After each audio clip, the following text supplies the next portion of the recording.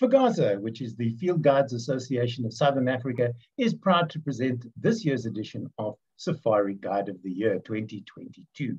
My name is David Batsoffen, and together with FGOTY, I present In Conversation With. My guest today is one of the judging panel. That's James Steyn. James, good morning. Welcome to you. Morning, David. How are you? Very well, thanks. How are things at Senalala? Oh, it's going well, thanks. Slow trickle of guests, lots of interest, so things are looking up again. Yeah. Great stuff. Now, I know that there is always an issue with power in the bush, so let's not waste time. Let's get to the questions and ask you all the difficult questions that I have lined up for you. No problem. The event itself takes place in June. So at the moment, all the candidates or the finalists involved, the 5 of them, are busy beavering away, getting things ready, putting their skills to the test. What words of advice would you give them at this particular juncture? David, that's obviously quite a subjective question, which is something that only you could ask. But look, you know, historically, we've seen throughout the years, and I've been fortunate enough to be part of this process right from the start. I think if people don't treat it like a competition, it seems that it helps settle the nerves. Yeah. And that's very, you know, it's easier said than done. I'm not one of the contestants, but I do seem to recall and remember that what happens is when these guys arrive at this competition, the first day there's a little bit of there's some tension there, and then they soon realize they're together as one, and it's them against, let's call it, the system. Yeah. And they're almost band together.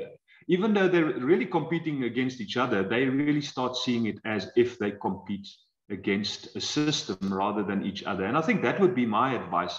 I'd say to them, don't see it as a competition against some of your peers or some of your colleagues. Just see it as a competition against the system called guiding. And I think that that's what I would say. Yeah. That seems to be the general opinion. So a tick for that one. Interesting. Yeah. The activities involved are the usual. I almost want to say running, jumping, and standing still, but it's not quite that. But there's shooting, there's a walk, there's a drive, there's track and sign, and then there's birding. I've decided that everybody, all they have to do is write down on the birding sheet, fork-tailed drongo mimicking. Then you can't mark them wrong because you don't know if it's right. Yeah, that's funny. It's almost like it's almost like in the track and sign fraternity, David. There's this running joke when you're doing an assessment on track and sign, identifying spoor. Yeah. There's this running joke which says, if in doubt, just call scrub hair, and you usually get it right. So with that in mind, James, what do you think the finalists should be concentrating on? Their strengths or their weaknesses? Yeah, it's... I think you'd probably want to bring up your weakness a little bit so that I think, David, again there, I think for me, if I just think back over the years at the competition, the people who win ultimately seem to be the candidates who are relatively good at pretty much everything. Yeah.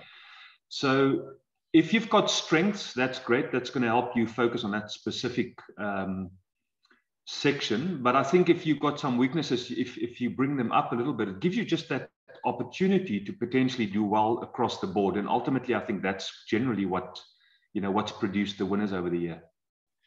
When it comes to storytelling, is less more?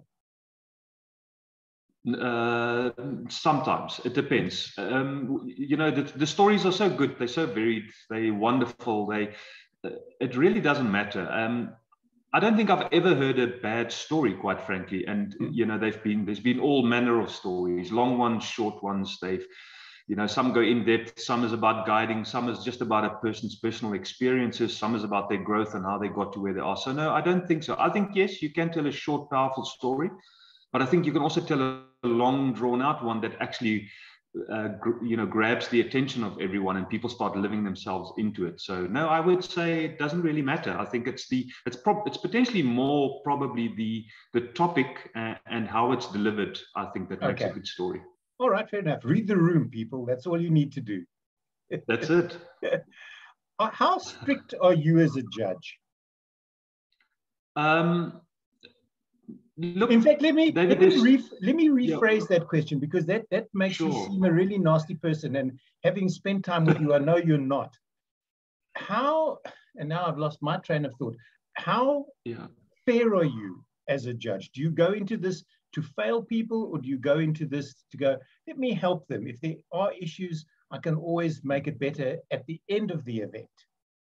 Yeah, sure. No, look, it's a hell of a good question. That again, something that would come from you. But I'll tell you what. I mean, I've got a fairly good answer for it. In my opinion, first and foremost, it is a competition, and it's got a structure to it, and we've got to maintain the structure for the fairness of validating the winner at the end of the day.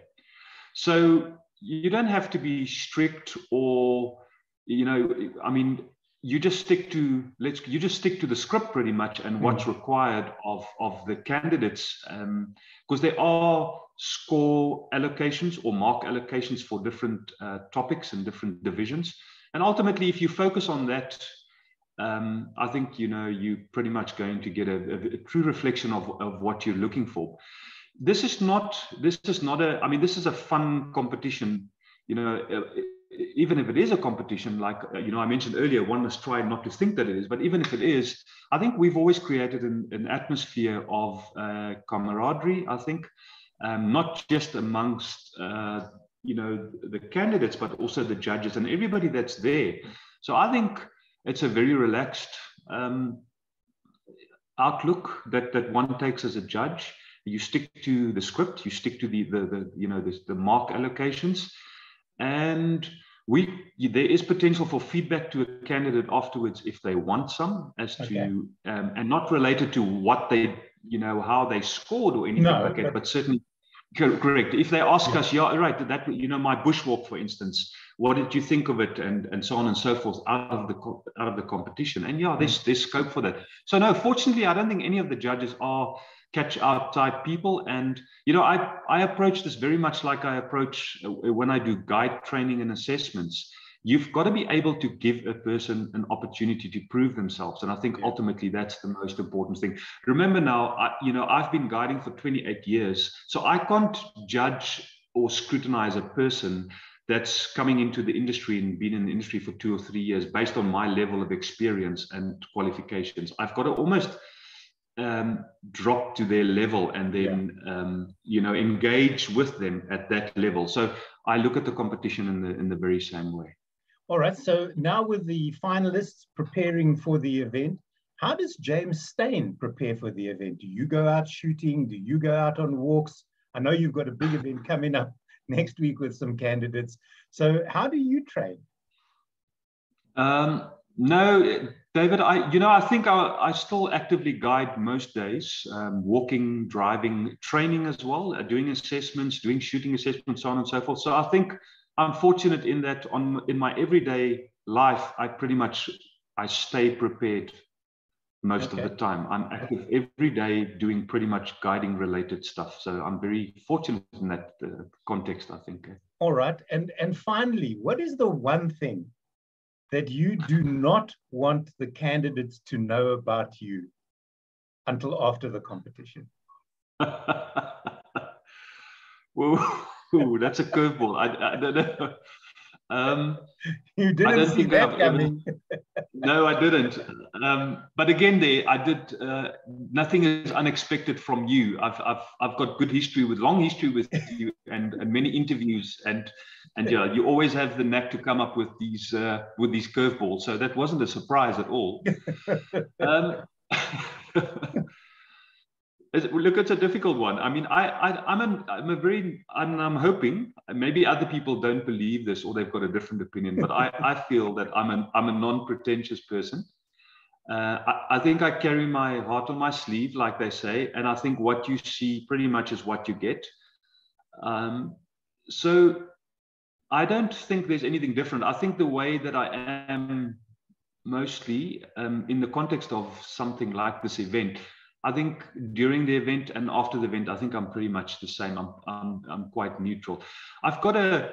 Interestingly enough, I can I always refer to it as putting on my Batman suit. So I think, you know, when I go to work, and I can be serious and I can focus on what the task at hand. And then I can also be a very jovial, spontaneous, laughing, joking, being silly in a way almost. Yeah. I think if people in the professional context had to see me sometimes, I'd lose credibility. But I can always dial it back and bring it back to when I'm in business. And so, yeah, I don't think, David, it's a very good question, but I don't think that I think I'm pretty much neutral or the same. Okay. So I'm hoping that's the case. I'm hoping that's the perception that's out there. Yeah. Great stuff. James, thank you so much for chatting with me. I cannot wait for June to see you guys again. I look forward to Safari Guide of the Year every year. I really and truly do. And it'll be a pleasure to walk with you again, because to quote your motto, which has become my mantra, you don't know you've been with a good guide until you've been with a good guide. James Steyn, thank you so much for chatting to me. Wish you all the best. Good luck next week with the assessments, and I'll see you in June. Thank you very much, David. Take care, man.